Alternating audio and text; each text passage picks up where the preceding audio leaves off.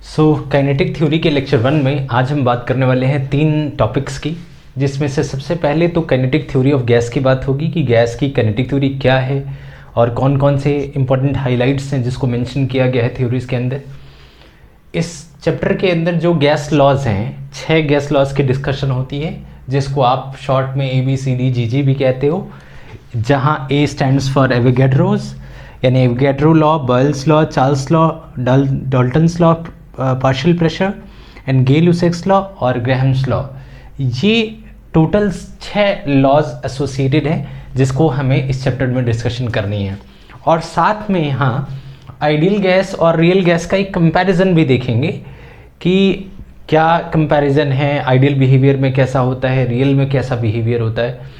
Graphical relations, graphical comparison भी देखेंगे जो कि बड़ा ही इंपॉर्टेंट है। तो आइए शुरू करते हैं सबसे पहले काइनेटिक थ्योरी ऑफ गैस के साथ आगे बढ़ते हैं। बात करें काइनेटिक थ्योरी की, तो मैं आपको बता दूं कि वैसे तो ये थ्योरी देने वाले बहुत लोगों ने गैस के बिहेवियर को बताने की कोशिश की, जैसे कि न्यूटन ने, जैसे कि बॉयल ने, लेकिन जो सबसे 19th सेंचुरी में जो सबसे ज़्यादा पॉपुलर हुए और सबसे अच्छी थ्योरीज देने वाले थे, और वो थे मैक्सवेल। तो मैक्सवेल का, बोल्ट्जमैन का और क्लॉसियस का इसमें बहुत अच्छा रोल है, खासकर मैक्सवेल और बोल्ट्जमैन का। इन लोगों ने इसको बहुत अच्छे तरीके से कंक्लूड किया था। तो ये तो रही एक हिस्ट्री के बारे में कि किसका मेजर कंट्रीब्यूशन है। अब जो ओवरऑल समराइज्ड बिहेवियर देखा गया गैस का, जिसको कि आप काइनेटिक थ्योरी भी कह सकते हैं, उसमें लगभग 5 से 6 चीज़ें बड़ी इंपॉर्टेंट हैं, जिसको आप काइनेटिक थ्योरी के स्टेटमेंट्स कह सकते हैं, जिसमें आप ये देख सकते हैं कि जो सबसे पहली बात होती है वो ये होती है कि जितनी भी गैसेस हैं वो छोटे छोटे मॉलिक्यूल से कंसिस्ट होती हैं, और वो मॉलिक्यूल्स रिजिड होते हैं, इलास्टिक नेचर में होते हैं, और हर एक रिस्पेक्ट में एक दूसरे के आइडेंटिकल होते हैं, अगर एक पर्टिकुलर गैस की बात करें तो। और दूसरी एक और बात देखा गया है कि जो भी गैस के मॉलिक्यूल की साइज़ है वो अप्रॉक्स नेग्लिजिबल है 2 मॉलिक्यूल के बीच में जो भी स्पेस प्रेजेंट है उसके। तीसरी बात करें तो आप ये देख सकते हैं कि जो भी मॉलिक्यूल रहते हैं गैस के अंदर वो कभी भी रेस्ट में नहीं रहते, वो ऑलवेज कंटिन्यूसली रैंडम मोशन में रहते हैं और एवरी डायरेक्शन में रैंडम मोशन कर रहे होते हैं। अब फोर्थ बातचीत इसी से लिंक है कि जब भी रैंडम मोशन कर रहे होते हैं तो ये एक दूसरे से भी हिट करते हैं और साथ में नेबरिंग वाले वॉल से भी हिट करते हैं और एक प्रेशर एक्सर्ट करते हैं। वो प्रेशर हमारे लिए बहुत इंपॉर्टेंट है क्योंकि उसको हम डराइव करने वाले हैं। फिफ्थ बातचीत ये है कि जब भी कोई कोलिजन हो रहा होता है तो एक तो ये बहुत इंस्टेंटेनियस है, बहुत ही ज़्यादा इंस्टेंस में। दूसरा, ये कोलिजन परफेक्टली इलास्टिक है, इसमें कोई एनर्जी का लॉस नहीं हो रहा होता है। तीसरी बात ये है, इसी से जुड़ी हुई और भी बहुत सारी बातें हैं कि जब कोई एनर्जी का लॉस हो ही नहीं रहा है, साथ में यहाँ एक और चीज़ देखने को मिलती है कि जो एवरेज डेंसिटी है वो भी चेंज नहीं होती, क्योंकि एक जगह थोड़ी बढ़ेगी तो फिर दूसरी जगह थोड़ी सेपरेशन होगी। तो इस वक्त डेंसिटी भी कांस्टेंट रहती है, कोलिजन ऑलमोस्ट इलास्टिक रहता है, वो भी परफेक्टली इलास्टिक, और साथ में बहुत ही छोटे से इंस्टेंस के लिए होता है। एक दो और बातें हैं कोलिजन के बारे में जिसको आप 6-7 पॉइंट भी बना सकते हैं कि after collision, before another collision, particle travels in straight line and with constant speed. यानी इन बिटवीन एक कोलिजन और दूसरे कोलिजन के बीच में जो फ्री पाथ है, इस फ्री पाथ में ना तो उसकी डायरेक्शन चेंज होती, क्योंकि डायरेक्शन चेंज करने वाला कोई फोर्स है ही नहीं, और ना ही स्पीड बढ़ सकती क्योंकि फर्दर कोई और फोर्स नहीं लगा हुआ है। तो उसकी स्पीड कांस्टेंट रहती है और डायरेक्शन में कोई चेंज नहीं होता है। साथ में आपको ये भी ध्यान रखना है कि जो ये मॉलिक्यूल्स हैं इनके बीच में कोई भी अट्रैक्टिव या रिपल्सिव फोर्सेस प्रेजेंट नहीं होती हैं। तो ये सारी थ्योरीज बहुत इंपॉर्टेंट है। देखेंगे तो ये सारी कॉमन सेंस की बात है कि मॉलिक्यूल्स छोटे हैं, आइडेंटिकल हैं, इलास्टिक हैं, आइडियल अगर हैं तो कोई अट्रैक्टिव या रिपल्सिव फोर्स नहीं है, आइडियल है तो वैसा ऐसा होता नहीं है, लेकिन आइडियल बिहेवियर में ऐसा मानते हैं। साथ में ये एक दूसरे से हिट करते हैं, प्रेशर एक्सर्ट करते हैं, वॉल से हिट करके उसके ऊपर भी प्रेशर एक्सर्ट करते हैं, इंस्टेंटेनियस होते हैं। ये सारी बातें कॉमन सेंस से जुड़ी हुई हैं। यही 5 to 6 to 7 लॉज हैं जो हमारे लिए बड़ी इंपॉर्टेंट है। अब आगे बढ़ने से पहले ये कितना प्रेशर एक दूसरे के ऊपर और खासकर ये कितना प्रेशर वॉल के ऊपर एक्सर्ट करते हैं उसको समझने से पहले मैं थोड़ा गैस लॉज बता दूं क्योंकि यहाँ इस लेक्चर में गैस लॉज बड़ी इंपॉर्टेंट है और साथ में हम आइडियल और रियल गैस की चर्चा करने वाले हैं। लेक्चर 1 में 3 में से पहली पार्ट यही था। सेकंड पार्ट बड़ा ही इंपॉर्टेंट है गैस लॉज, जिसमें हम लोग 6 लॉज के बारे में बात करने वाले हैं। तो आइए मैं इसे हटा देता हूँ और स्टार्ट करते हैं एवोगैड्रोस हाइपोथेसिस यानी एवोगैड्रोस लॉ से। सो सबसे पहले अगर हम लोग एवोगैड्रोस लॉ की बात करें तो उन्होंने ये कहा था कि सिमिलर कंडीशन में जहाँ प्रेशर और टेम्परेचर सेम हो तो चाहे गैस कोई भी हो, उसका एक एक्स अमाउंट ऑफ वॉल्यूम या वी अमाउंट ऑफ वॉल्यूम में सेम नंबर ऑफ मॉलिक्यूल होंगे, यानी फिक्स्ड वॉल्यूम में फिक्स्ड नंबर ऑफ मॉलिक्यूल होंगे। यही एवोगैड्रो ने कहा था। It states that equal volume of all gases under similar condition of temperature and pressure contains equal number of molecule. ये वाली बात है, आपको ऑलवेज ध्यान रखनी है। हाँ, अगर इसके प्रूफ की बात करें तो वो कुछ चीज़ें आपको चाहिए होंगी, जैसे थ्योरी ऑफ प्रेशर और थ्योरी ऑफ टेम्परेचर जो हमने यहाँ कहा है। क्योंकि मैंने अभी आपको प्रेशर का फॉर्मूला नहीं बताया है, तो जब लेक्चर 2 में आप प्रेशर का फॉर्मूला पढ़ेंगे तो वहाँ से 1/3 रो वी स्क्वायर है, जहाँ रो डेंसिटी है और वी वेलोसिटी है। ये प्रेशर का फॉर्मूला है। जब आप इसको सिंप्लीफाई करेंगे, डेंसिटी को मास बाई वॉल्यूम लिखेंगे और मास को एक का mass into number of molecule into NM into velocity का स्क्वायर पुट करेंगे। तो जब दोनों को इक्वेट करेंगे, और क्योंकि यहाँ वॉल्यूम सेम है तो 1/3 से 1/3 कट जाएगा। मास में से यहाँ आप ध्यान से देखेंगे तो वॉल्यूम कट जाएगा, तो बचेगा क्या, 1/3 गया तो m1 जो यहाँ आ रहा है n1 और वेलोसिटी 1 का स्क्वायर यहाँ n2 v2 का स्क्वायर के ठीक बराबर हो जाएगा। ये इक्वेशन नंबर 1 हो जाएगी। ऐसे ही अगर टेम्परेचर सेम होता है का मतलब काइनेटिक एनर्जी सेम है, ये भी थ्योरी है जो आगे पता लगेगी। बस फिलहाल रेफरेंस के लिए बता रहा हूँ कि अगर काइनेटिक एनर्जी सेम कर लीजिए तो 1/2 गया, m1 v1 का स्क्वायर m2 v2 का स्क्वायर, ये तो फार्मूला आपने पढ़ाई है, हाफ mv स्क्वायर। तो अगर आप इसको इक्वेशन 2, अब इस इक्वेशन को अगर आप डिवाइड कर दें इक्वेशन नंबर 2 से, तो m1 से m1 गया, v1 के स्क्वायर से v1 का स्क्वायर, यानी बचा n1 और उसके ठीक बराबर में n2, यानी number of mole of first gas number of mole of second gas के बिल्कुल एग्जैक्टली इक्वल है। दिस इज सिंपल डेरिवेशन जिसकी बात की जाएगी। तो एवोगैड्रोस लॉ को प्रेशर और टेम्परेचर वाली थ्योरी से प्रूफ किया जा सकता है। अभी ये फॉर्मूला आपको नहीं याद है, लेक्चर 2 के बाद पता लग जाएगा, लेकिन ध्यान रखें ये इतना इंपॉर्टेंट नहीं है। मेन बातचीत आपको एवोगैड्रो लॉ में ये ध्यान रखनी है कि equal volume of all gases consist of equal number of molecule under similar conditions like temperature and pressure. ये एवोगैड्रोस लॉ है, एवोगैड्रो हाइपोथेसिस है। तो आई होप आपको ये समझ आया। सेकेंड लॉ की तरफ बढ़ रहे हैं। अच्छा, एवोगैड्रो में एक बात यहाँ और भी समझी जा सकती है, और वो है कि किसी भी गैस की मतलब 22.4 लीटर वॉल्यूम के अंदर अगर आप देखें तो 6.022 × 10⁻23 नंबर ऑफ मॉलिक्यूल अवेलेबल होते हैं। इसी को आप एवोगैड्रोस नंबर भी कहते हो। तो आई होप आपको पहले से ध्यान है कि 6.022 × 10⁻23 नंबर ऑफ मॉलिक्यूल हैं, और ये अप्रॉक्स 22.4 लीटर गैस के अंदर इतने मॉलिक्यूल एग्जिस्ट करते हैं। लेटर ऑन इसको मोल भी हमने कहा 1 मोल। तो आई होप कि आपको ये क्लियर है। आइए आगे बढ़ते हैं बॉयल्स लॉ की तरफ। एक बार सारे लॉ आइडियल गैसेस के लिए कर लेते हैं, फिर आइडियल और रियल का कंपैरिजन कर लेंगे। तो आगे बढ़ रहे हैं बॉयल्स लॉ की तरफ। ओके, सो बॉयल्स लॉ की बात करें तो बड़ा ही सिंपल सा लॉ है, और ये कहता है कि जब भी टेम्परेचर कांस्टेंट रहेगा तो प्रेशर जो होगा वो इन्वर्सली प्रोपोर्शनल टू वेलोसिटी के वॉल्यूम के। जितना ज़्यादा वॉल्यूम बढ़ेगा प्रेशर उतना ही घटेगा। ये कॉमन सेंस की बात भी है।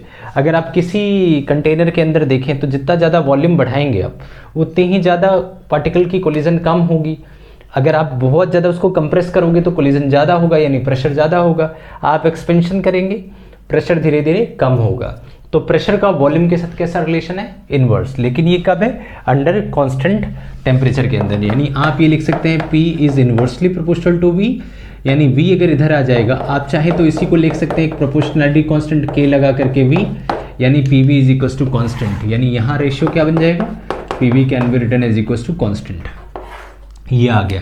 अब आइडियल गैस इक्वेशन से आपने ये पढ़ा हुआ है कि PV is equal to nRT, तो सही है भी। PV इज इक्वल टू के और PV is equal to nRT, और यहाँ टेम्परेचर कांस्टेंट है ही, तो ये रिलेशन यहाँ से लिंक हो गया कि यहाँ टेम्परेचर कैसा रहेगा, कांस्टेंट रहेगा। तो आई होप आपको ये बात क्लियर है। अब ये आइडिया कहाँ से आया होगा बॉयल को, तो ये भी आप उसी प्रेशर थ्योरी से प्रूफ कर सकते हैं, क्योंकि प्रेशर का formula 1/3 rho V square proof किया गया है। तो प्रेशर इज इक्वल टू लिखा जा सकता है 1/3 रो को लिख सकते हैं mass by volume we square. अब क्योंकि टेम्परेचर कांस्टेंट है, इसका मतलब काइनेटिक एनर्जी कांस्टेंट है, यानी ये कांस्टेंट हो गया, तो प्रेशर का वॉल्यूम के साथ कैसा रिलेशन हुआ, तो इनवर्स। यानी ये वाला फार्मूला अगर पता है तो इसको प्रूफ किया जा सकता है। आइडियल गैस इक्वेशन से भी प्रूफ की जा सकती है, PV is equal to nRT, तो T कांस्टेंट है, वॉल्यूम इधर आएगा, यानी P का V के साथ इनवर्स रिलेशन चल रहा होगा। साथ में और सुनिए, अगर PV is equal to constant है, यानी कि किसी गैस के लिए P1 V1 की जो वैल्यू होगी वही एग्जैक्टली P2 V2 की वैल्यू होगी। तो ये कंपैरिजन वाली बात भी आपको पता होनी चाहिए कि P1 V1 ठीक बराबर होता है किस चीज़ के, P2 V2 के, ताकि आप अलग अलग रिलेशंस का कंपेयर कर सकें। अब यहाँ कुछ ग्राफ हैं आइडियल गैस के लिए, ये सारी कहानी आइडियल गैस के लिए है, रियल के लिए नहीं। तो आइडियल गैस में अगर आपसे पूछा जाए कि प्रेशर वर्सेस वॉल्यूम का ग्राफ बनाइए, अब क्योंकि ये इनवर्स रिलेशन में है और इनवर्स का ग्राफ रेक्टेंगुलर हाइपरबोलिक आपको पता ही है, शुरू में स्टार्टिंग में जितना गैप होगा यहाँ इतना ही गैप होगा, क्योंकि दोनों की पावर 1 है।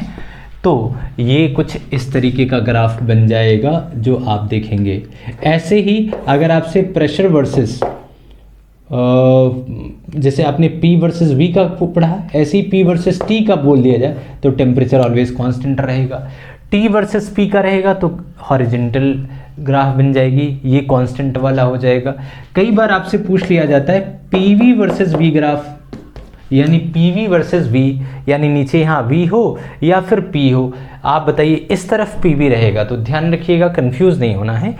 PV is equal to nRT है और ये तो कांस्टेंट ही होता है और टेम्परेचर भी कांस्टेंट है, यानी एंटायर PV हमेशा कांस्टेंट रहता है, तो PV का अमाउंट कांस्टेंट ही करना है। डजंट मैटर कि नीचे क्या है, नीचे वॉल्यूम है, नीचे प्रेशर है। अगर PV की बात करेंगे तो PV कांस्टेंट है, यानी PV को हमेशा कांस्टेंट ही पुट करना है, इसका आप ध्यान रखेंगे। तो ये इनके डिफरेंट ग्राफ्स आप समझ गए, ये मेन रिलेशन समझ गए, इसका प्रूफ समझ आ गया और इसकी स्टेटमेंट समझ आ गई। ये सिंपल बॉयल्स लॉ के बारे में है। तो एवोगैड्रो हो गया, A, B फॉर बॉयल हो गया, अब C फॉर चार्ल्स कर लेते हैं। आइए आगे बढ़ते हैं चार्ल्स की तरफ। सो अगर चार्ल्स लॉ की बात करें तो चार्ल्स लॉ ने बड़ी सिंपल सी बात कही। इन्होंने कहा कि under constant pressure volume is directly proportional to temperature. Common sense है, कंटेनर में आप टेम्परेचर बढ़ाइए, आप देखेंगे धीरे धीरे इसका वॉल्यूम बढ़ेगा। हाँ, अगर आप वॉल्यूम नहीं बढ़ाने दे रहे हैं तो 100% उसके अंदर का प्रेशर बढ़ जाएगा, लेकिन अगर प्रेशर कांस्टेंट है इसका मतलब वो बराबर एक्सपेंशन हो रहा है और उसने प्रेशर को मेंटेन किया हुआ है, दैट्स इट। तो volume is directly proportional to temperature, यानी V is equal to K times of T, यहाँ K एक प्रोपोर्शनैलिटी कांस्टेंट है। अब आप आइडियल गैस इक्वेशन से देखिए, PV is equal to nRT। अब प्रेशर कांस्टेंट हो गया तो V का formula nR divide by P times of T, यानी ये प्रोपोर्शनैलिटी कांस्टेंट की वैल्यू आ गई nR बाई P। तो आई होप कि ये वाला स्टेटमेंट आपको क्लियर है। हाँ, यहाँ से प्रूफ करने के साथ साथ अगर आप चाहते हैं कि इसका फंडामेंटल प्रूफ हो तो आप उसको भी आराम से कर सकते हैं। जैसे आपको पता है प्रेशर का फार्मूला 1/3 रो V स्क्वायर है। अब रो को अगर आप मास बाई वॉल्यूम लिख दें तो मास बाई वॉल्यूम वेलोसिटी का स्क्वायर। अब वॉल्यूम को इधर भेजिए क्योंकि ये कांस्टेंट है, तो यहाँ से आप क्या देखेंगे V इज इक्वल टू 1/3 रो, जो P है चाहिए तो उसको प्रेशर को नीचे ले आइए और यहाँ आ जाएगा क्या, सॉरी रो को तो हमने मास लिख दिया था, तो मास बाई P और यहाँ हो जाएगा वेलोसिटी का स्क्वायर। अब आप ध्यान से देखिए, मास इनटू वेलोसिटी का स्क्वायर किसको सिग्निफाई करता है, काइनेटिक एनर्जी को, और काइनेटिक एनर्जी किसको, टेम्परेचर को, यानी ये ओवरऑल किसको सिग्निफाई करेगा, टेम्परेचर को, और बाकी सारी चीज़ें कांस्टेंट है, यानी कि वॉल्यूम टेम्परेचर के कैसा हुआ, तो आंसर इज डायरेक्टली प्रोपोर्शनल हुआ। ये तो रही प्रूफ करने वाली बात कि आखिर आपको प्रूफ करना हो तो कैसे। वैसे मेन तो ये लॉ इंपॉर्टेंट है, प्रूफ तो इतना नहीं है। हाँ, इसमें एक दो बातें और। अब आपको ये तो समझ आ ही गया कि वॉल्यूम टेम्परेचर के साथ डायरेक्टली प्रोपोर्शनल है, तो अगर कभी ग्राफिकली आपको रिप्रेजेंट करना पड़ता है तो आपको पता ही है कि डायरेक्टली प्रोपोर्शनल का ग्राफ कैसा होता है, स्ट्रेट लाइन ऐसा वाला, यानी कि डायरेक्टली प्रोपोर्शनल होगा तो v directly proportional to t। इसके अलावा अगर कोई भी ग्राफ है, लाइक अगर मान लिया आपके साथ प्रेशर का पूछ लिया जाए कि वेलोसिटी का प्रेशर के साथ कैसा, तो आपको पता ही है कि यहाँ प्रेशर कांस्टेंट है अंडर कांस्टेंट प्रेशर। तो अगर प्रेशर यहाँ है एक्स एक्सिस के ऊपर, तो प्रेशर ना तो बढ़ेगा ना ही घटेगा, तो स्ट्रेट लाइन ऐसा होगा। अगर यही प्रेशर इस वाले एक्सिस के ऊपर आ जाए तो ये ग्राफ कुछ इस तरीके से हो जाएगा। तो आपको ध्यान रखना है सॉरी, तो ये है। सो v और p का, चाहे p यहाँ होता तो ऐसे आ जाता। तो ओवरऑल आपको ये पता होना चाहिए कि ग्राफिकल इसका रिलेशन कैसा होगा चार्ल्स लॉ का। एक और बात आपको पता ही है कि यहाँ अगर v is equal to K T है, यानी कि अगर इसको ले देखें तो v by T is equal to constant हो जाएगा, यानी v by T is equal to constant है k, तो इसको आप लिख सकते हैं v1 by t1 can be written as equal to v2 by t2, यानी कि दो अलग अलग रेशियोज का सम इक्वल ही होगा। अब आप v2 को इधर ले जाइए, t1 को इधर, यानी आप इसको ऐसे भी लिख सकते हैं v1 by v2 t1 by t2 के एग्जैक्टली इक्वल होगा। ये कंपैरिजन भी आपको पता होना चाहिए, क्योंकि इस कंपैरिजन से कंपेयर करके डिफरेंट क्वेश्चंस का आंसर निकालते हैं। कोई भी तीन चीज़ें पता हो, चौथे निकाली जा सकती है। तो ये रहा चार्ल्स लॉ के बारे में, सिंपल सी बात है। वेलोसिटी वॉल्यूम टेम्परेचर के क्या है, डायरेक्टली प्रोपोर्शनल। तो प्रूफ, रिलेशन, ग्राफ, स्टेटमेंट, ये सारी चीज़ें आई होप आपको क्लियर हो गई। आगे बढ़ रहे हैं।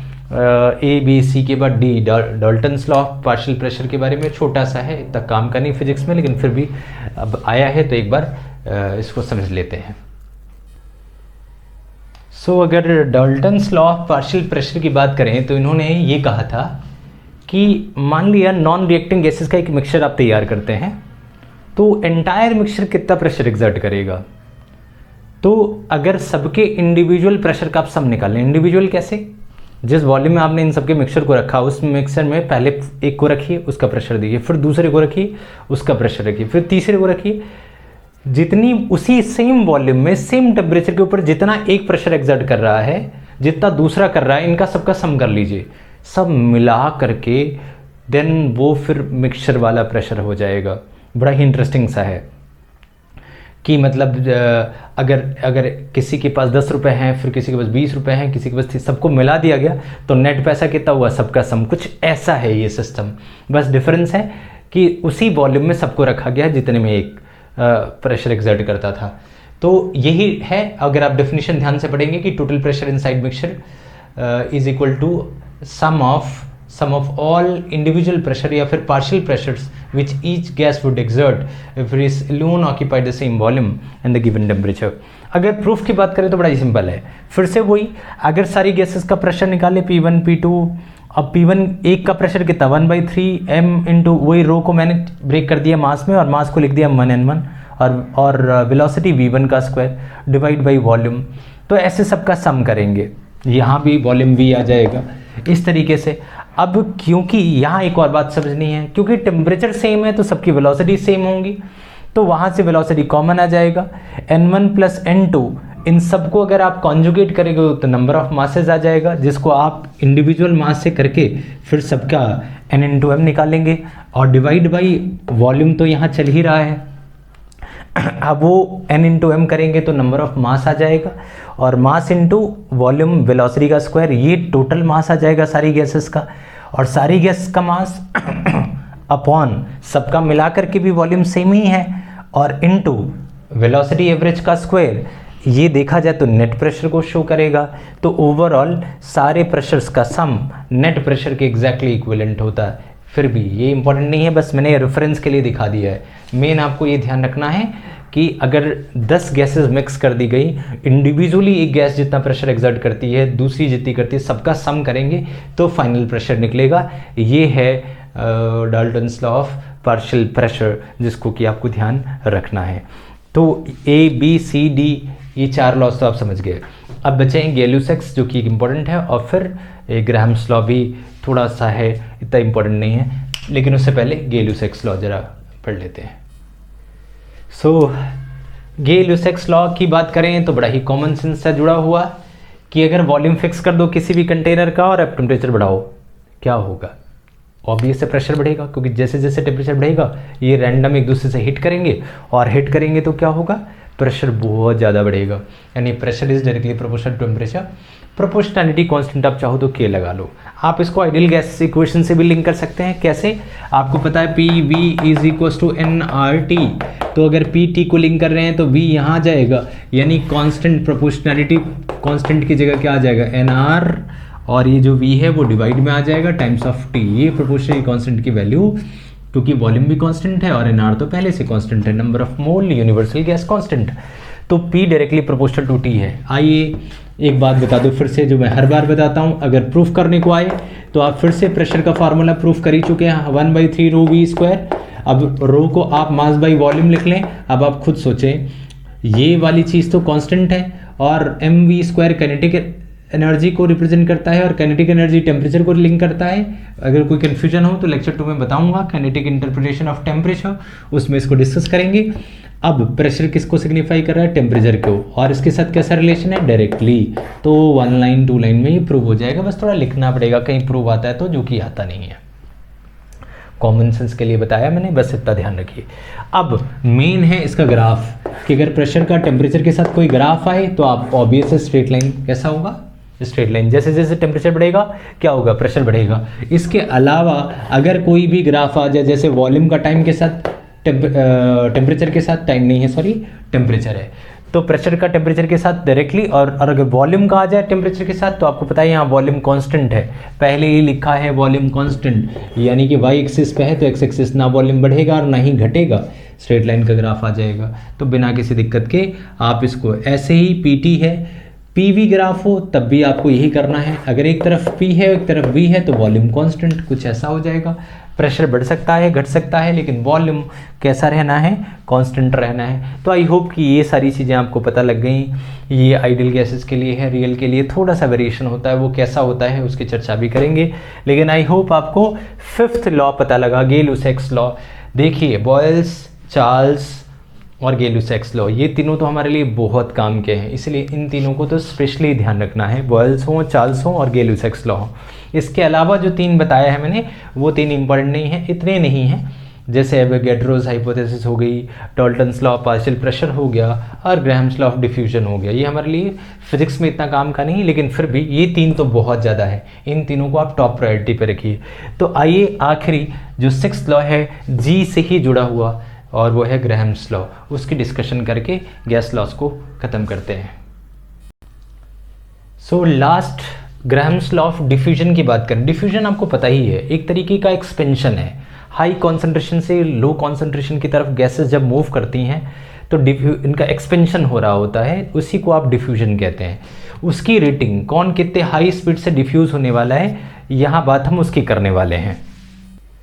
सो ये तो रही डिफ्यूजन की बात। अब इसमें एक और बात समझिए, कहीं ना कहीं ये रेट ऑफ डिफ्यूजन एक तरीके से वेलोसिटी यानी स्पीड के डायरेक्टली प्रोपोर्शनल है। तो अगर मैं R1 R2 की बात करूं तो V1 V2 के डायरेक्टली प्रोपोर्शनल हो गया। अब अगर ये थॉट कहाँ से आया, कैसे ये R1 R2, मतलब डिफ्यूजन की, सबसे पहले तो मैं थोड़ा लॉ डिस्कस कर लूँ कि रेट ऑफ डिफ्यूजन का जो लॉ है ग्राहम्स लॉ, उन्होंने ये कहा था कि जो भी इनकी डिफ्यूजन की रेट है वो डेंसिटी के इन्वर्सली प्रोपोर्शनल होती है, रूट ऑफ डेंसिटी के इन्वर्सली प्रोपोर्शनल है, यानी R is inversely proportional to rho, यानी R1 R2 √2/ρ1 के इक्वल है, क्योंकि ये इन्वर्सल रिलेशन है। अब ये थॉट कहाँ से आया होगा इनके दिमाग में, अगर आपको विजुलाइज करना है तो आप मान लीजिए 2 गैसेस हैं P1 और उनकी प्रेशर P1 और P2 है, और आपको ये भी अंदाजा है एक दूसरे में डिफ्यूज़ हो रही हैं, तो जब वो स्टेडी स्टेट आ जाएगी तो दोनों के प्रेशर इक्वल हो जाएंगे। तो अगर मैं इंडिविजुअली दोनों का प्रेशर देखूं तो 1/3 और रो और V1 का स्क्वायर ठीक बराबर हो जाएगा 1/3 रो2 V2 का स्क्वायर। यानी कि जब एक दूसरे में डिफ्यूज़ होकर के दोनों स्टेडी स्टेट में आएंगे तो दोनों के प्रेशर इक्वल हो जाएंगे, तो जो कांस्टेंट टर्म है वो कट जाएगा, यानी कि V1/V2 ठीक बराबर हो जाएगा, ये V2 इधर आया तो रो1 इधर आ जाएगा, रो2/रो1 के, लेकिन इसके स्क्वायर टर्म्स हैं तो यहाँ स्क्वायर टर्म आएगा, ये स्क्वायर हटाएंगे तो इधर रूट आ जाएगा। और रेट ऑफ डिफ्यूजन वेलोसिटी की डायरेक्टली प्रोपोर्शनल है, तो V1 V2 को R1/R2 लिखा जा सकता है। तो R1/R2 किस चीज़ के बराबर हुआ, तो आंसर इज √2/ρ1 के। तो आई होप कि ये कहानी आपको क्लियर हुई कि रेट ऑफ डिफ्यूजन क्या है और किस तरीके से वर्क करता है। तो ये ग्राहम्स लॉ ऑफ डिफ्यूजन है, जिसका फिजिक्स में इतना काम नहीं, लेकिन जनरल नॉलेज की बात थी तो मैंने बता दिया। सारे 6 लॉज हमने डिस्कशन कर लिए, प्रॉपर समझ लिया। तो अभी तक की स्टोरी में 2 बातें समझ आई। एक तो काइनेटिक इंटरप्रिटेशन यानी काइनेटिक थ्योरी, जो वो 6 to 7 पोस्टुलेट्स हैं मैक्सवेल के दिए हुए और क्लॉजियस के दिए हुए, गैस के बारे में उनका क्या विचार था वो हमने पढ़े। साथ में हमने गैस में डिफरेंट जो 6 लॉज थे उनकी जानकारी ली, और ये आइडियल गैस के लिए कैसे कैसे चीज़ें वैलिड हैं, ग्राफिकल रिलेशंस क्या हैं, वो सब समझा। अब वक्त है आइडियल और रियल गैस को अंडरस्टैंड करने का। तो आइए थोड़ा उनकी एक कंपैरेटिव स्टडी कर लें, जो कि हमारी चीज़ को थोड़ा अच्छा करेगा। तो वीडियो के लास्ट पार्ट में कंपैरिजन आइडियल और रियल गैस का। सो वक्त है आइडियल गैस और रियल गैस के कंपैरिजन का। तो आप सबको पता है कि आइडियल गैस वो है जिसमें आप इंट्रा एटॉमिक फोर्स को नेग्लिजिबल मानते हो, जिसमें उसकी साइज़ को बहुत स्मॉल मानते हो। बहुत सारी ऐसी कैरेक्टरिस्टिक हैं, कंप्रेशन नहीं हो सकता, और भी बहुत जो मेन फंडामेंटल बातचीत है वो ये है कि इंट्रा मोलिकुलर फोर्स बिल्कुल नहीं होनी चाहिए, जबकि प्रैक्टिकली ऐसा नहीं होता। प्रैक्टिकली ये सारी चीज़ें जो हमने इसमें निगलेक्ट करा है वो रियल गैस में होती है। तो अब हमें पढ़ना तो P V is equals to N R T है, आइडियल पे ही चलना है। लेकिन अगर रियल गैस की बात करें तो वैन इक्वेशन है जो रियल गैस को रिप्रेजेंट करती है। इसमें P में एक फैक्टर एड ऑन होता है an² का, और ऐसे ही वॉल्यूम में एक फैक्टर सब्ट्रैक्ट होता है n-nb टाइम्स का, और इक्वल्स टू nRT आता है। मीन्स ये है कि प्रेशर में कुछ एडिशनल प्रेशर भी फैक्टर ऐड होते हैं। यहाँ n तो आप जानते हैं नंबर ऑफ मोल है, v वॉल्यूम है, यहाँ a का जो फैक्टर आ रहा है ये magnitude of intra atomic force है, उसका एक फैक्टर यहाँ आएगा। जब आइडियल मानोगे तो उसको 0 मान लेते हैं, तो 0 मानते ही पूरा टर्म गायब, तो बचता है केवल p। और फिर से यहाँ अगर हम b की बात करें तो measure of volume of 1 mole gas, जिसको आप इग्नोर करते हो तो इसको 0 मान लेते हो, तो P V is equals to nRT आ जाता है। तो इक्वेशन में थोड़ा सा एड ऑन कर दी जाती है, ये रियल गैस इक्वेशन, इसको आप वैन डर वाल इक्वेशन कहते हैं। लेकिन हमारे को मेजरली इस पे काम करना है। तो ये तो रही आइडियल गैस और रियल गैस का इक्वेशन वाइज कंपैरिजन। अब एक और कहानी है जिसको मैं आपको समझाऊं। ग्राफिकली कुछ कंपैरिजन आपसे अक्सर पूछे जाते हैं, तो आपको ध्यान रहना चाहिए। सबसे पहली जो बातचीत है आइडियल में वो मैं एनालिसिस करता हूँ एक बार इसको हटा करके। सबसे पहली चर्चा ये होगी कि मान लिया किसी कंडीशन में टेम्परेचर कांस्टेंट है, यानी टेम्परेचर कांस्टेंट है। ऐसे में अगर टेम्परेचर कांस्टेंट है तो इसका मतलब P V is equals to आ जाएगा कांस्टेंट के। तो अगर आप सबसे पहले एक एक्सिस के ऊपर रख दें पी वी, और उसके बाद आप पी या फिर वी कोई सा भी चेंज करें एक कांस्टेंट टेम्परेचर के लिए। कंडीशन ध्यान रखिए, ये बड़ा इंपॉर्टेंट ग्राफ है, इसको आप समझ लीजिए। मान लिया आपने रखा पी वी और एक्स एक्सिस के ऊपर रखा पी, तो पी वी वर्सेस पी का ग्राफ, अगर प्रेशर आप कितना भी चेंज करो तो वॉल्यूम अपने आप कम हो जाएगा। अगर टेम्परेचर कांस्टेंट है तो प्रेशर बढ़ाओगे तो वॉल्यूम कम हो जाएगा, क्योंकि टेम्परेचर कांस्टेंट है। ऐसे ही प्रेशर घटाओगे तो वॉल्यूम अपने आप बढ़ जाएगा। सेंस ये है, एक चीज बढ़ाओगे तो दूसरा घटेगा, दूसरा बढ़ाओगे तो पहला घट जाएगा, और ओवरऑल इसका प्रोडक्ट कांस्टेंट रहना है, क्योंकि नंबर ऑफ मोल फिक्स्ड है, यूनिवर्सल गैस कांस्टेंट भी कांस्टेंट है। और अगर टेम्परेचर कांस्टेंट हो गया तो ऐसे में पीवी की वैल्यू चेंज नहीं होगी, ये ग्राफ ऐसा ही रहेगा। तो पीवी वर्सेस पी ग्राफ किसके लिए? आइडियल गैस के लिए। आइडियल गैस के लिए सॉरी, हाँ, तो फिर मैं यह कह रहा था कि ये आइडियल गैस के लिए है, और खासकर एट कांस्टेंट टेम्परेचर। जब टेम्परेचर एक फिक्स टेम्परेचर हो या कांस्टेंट टेम्परेचर हो, एक सर्टेन टेम्परेचर के लिए ये वाला सीन बन रहा होगा।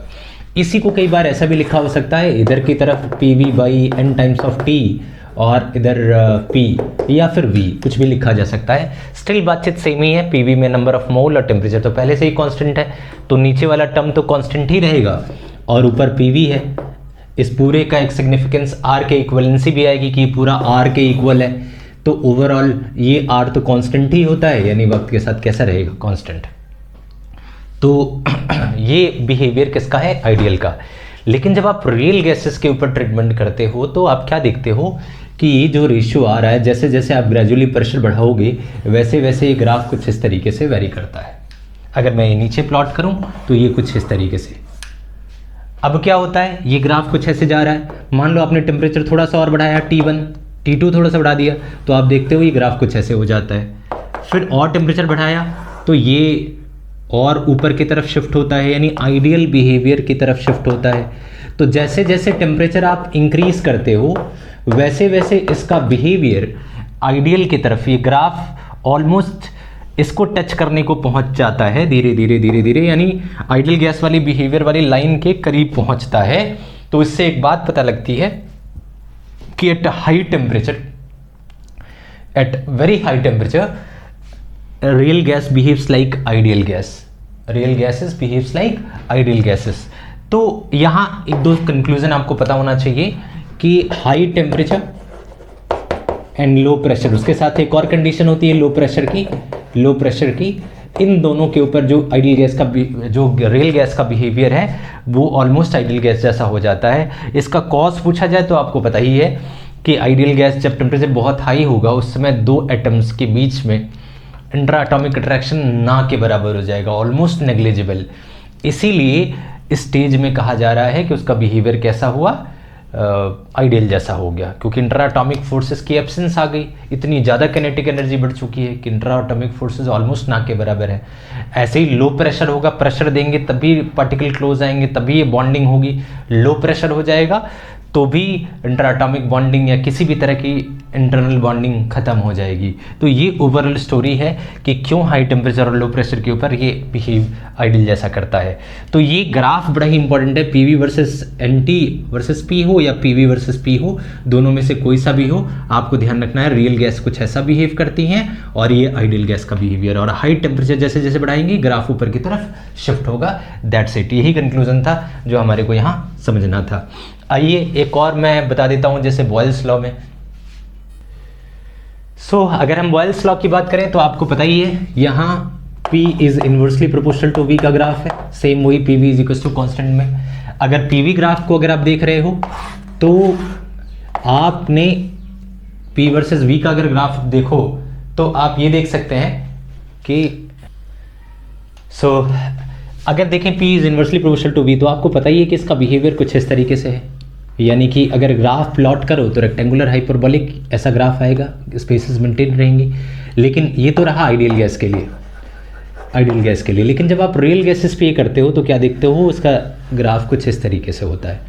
और आपने टेम्परेचर बढ़ाया, थोड़ा सा और हाई कर दिया तो ये कुछ इस तरीके से हो गया, और टेम्परेचर इंक्रीज करोगे तो ये कुछ इस तरीके से हो गया। यानी ये रियल गैस को अप्रोच कर रहा है हाई टेम्परेचर्स के ऊपर, यानी जैसे जैसे टेम्परेचर हाई होगा वैसे वैसे ये रियल गैसेस को अप्रोच करेगा, यानी ये आगे की तरफ शिफ्ट होगा। तो पीवी ग्राफ में भी रियल गैसेस का बिहेवियर कुछ ऐसा होता है, और जैसे जैसे आप टेम्परेचर बढ़ा रहे होते हो ये आइडियल वाले बिहेवियर की तरफ शिफ्ट हो रहा होता है, इसका आपको ध्यान रखना है। सिमिलरली अगर मैं चार्ल्स लॉ की बात करूं, यहाँ आपको पता है कांस्टेंट प्रेशर के ऊपर वॉल्यूम टेम्परेचर के डायरेक्टली प्रोपोर्शनल है, जितना ज़्यादा आप टेम्परेचर बढ़ाओगे वॉल्यूम बढ़ेगा। इसका ग्राफ कुछ इस तरीके से होता है अगर वीटी ग्राफ को देखें तो। लेकिन अगर आप रियल गैसेस, ये तो रहा आइडियल गैस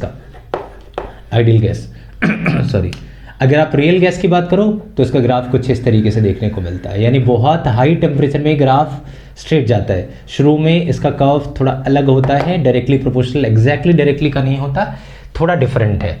लेकिन बाद में जाकर के धीरे धीरे ये जब हाई टेम्परेचर के ऊपर पहुंचेगा, टेम्परेचर बहुत हाई होगा, यहाँ जाके ये ऑलमोस्ट इस ग्राफ के पैरेलल हो जाएगा। पैरेलल होने का मतलब मैच करना। तो ऐसा ही प्रेशर टेम्परेचर के साथ है, ऐसा ही वॉल्यूम टेम्परेचर के साथ है। तो आई होप आपको क्लियर हुआ कि रियल गैस और आइडियल गैस में डिफरेंस क्या है। डिफरेंस के बारे में आपको क्लियर हुआ। तो ये दोनों तीनों ग्राफ आपको ध्यान रखनी है, चाहे वो PV वर्सेस P का हो, चाहे P वर्सेस V का हो, चाहे V वर्सेस T का हो। हर एक लॉ में आइडियल और रियल गैस का कंपैरिजन आपको ध्यान होना चाहिए। तो ये रही तीनों कंटेंट और लेक्चर का द एंड। इसमें हमने सीखा तीन खूबसूरत बातें। एक तो काइनेटिक थ्योरीज, यानी जो उनके एजम्पशंस हैं काइनेटिक थ्योरी में, उसके बारे में जाना। सेकेंड हमने जाना गैस लॉज में, जिसमें मैंने 6 लॉज की डिस्कशन करी। और थर्ड हमने आइडियल और रियल गैस का एक कंपैरिजन किया और ग्राफिकल स्टडी करी। तो आई होप आपको सारी चीज़ें समझ आई। मिलते हैं बहुत जल्द नेक्स्ट वीडियो में। इसमें नेक्स्ट वाले में हम लोग प्रेशर, काइनेटिक इंटरप्रिटेशन और VRMS एवरेज और मोस्ट प्रोबेबली स्पीड की चर्चा करेंगे। तो वो तीनों टॉपिक हम लोग नेक्स्ट कंटेंट में करेंगे। मिलते हैं जल्दी एक नए वीडियो में, तब तक के लिए टेक केयर।